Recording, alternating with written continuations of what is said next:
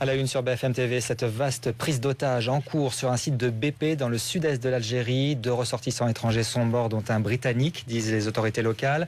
Une quarantaine de personnes au total seraient retenues en otage, dont 7 Américains et 2 Français, d'après les islamistes. Aucune confirmation du côté du Quai d'Orsay. Une opération revendiquée par un groupe se réclamant d'Al-Qaïda qui critique l'Algérie pour avoir autorisé les avions français à survoler le territoire. Florence. Et nous sommes en ligne avec Francis Perrin, directeur de la rédaction de la revue Pétrole et Gaz Arabe. Alors, c'est un petit peu nouveau, ces attentats, puisqu'il y en avait eu très peu depuis les années 90, d'autant que les sites sont extrêmement sécurisés. Ça veut dire qu'on a affaire à un groupe terroriste extrêmement bien organisé ? Sans aucun doute, parce que comme vous l'avez rappelé, ces sites pétroliers et gaziers, en l'occurrence il s'agit d'un site gazier, mais dans tous les cas ce sont des sites stratégiques pour l'Algérie. In Amenas est le siège d'un important projet d'exportation de gaz qui entraîne donc des rentrées en devises importantes pour l'Algérie et des revenus importants pour les 3 compagnies concernées, la Sonatrach, la société algérienne, BP et le groupe britannique et la société norvégienne Statoil. Donc ce sont des sites qui évidemment bénéficient d'une protection de la part des forces de sécurité algériennes, souvent avec des protections également privées, de la part des entreprises, des protections à la fois électroniques et humaines. Donc sans aucun doute, pour réussir, si je peux employer ce terme, une attaque de ce type, dans une région désertique, on est en plein désert du Sahara, où il n'est pas facile évidemment de se cacher par définition, de se dissimuler derrière une végétation qui n'existe pas, cela demande une très bonne préparation.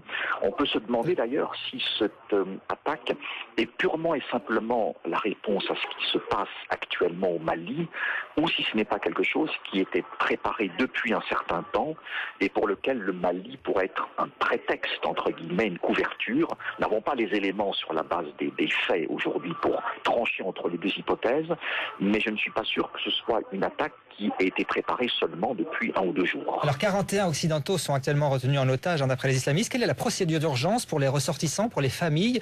Quelle procédure est prévue en cas de pareille attaque?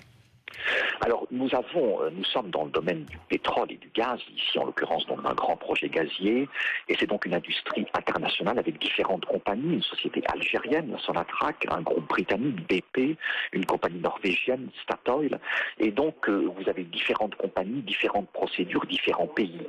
Ce qui est sûr, c'est que dans tous ces cas de figure très délicats, les compagnies concernées se mettent en relation immédiate avec leur gouvernement, avec leur ministère des Affaires étrangères, mais on est en territoire algérien, même si on est à la frontière avec la Libye, on est en Algérie, donc c'est d'abord le gouvernement algérien, l'armée algérienne, les forces de sécurité algériennes qui ont évidemment la main sur ce type d'événements, et les compagnies BP et Statoil qui sont associées à la Sonatrach sont quand même obligées de s'effacer un petit peu derrière la Sonatrach et derrière l'État algérien qui contrôle la Sonatrach à 100%, parce que nous ne sommes pas au Royaume-Uni ou en Norvège, donc il faut tenir compte de la souveraineté évidemment de l'État algérien. Merci beaucoup pour ces précisions, Francis Perrin.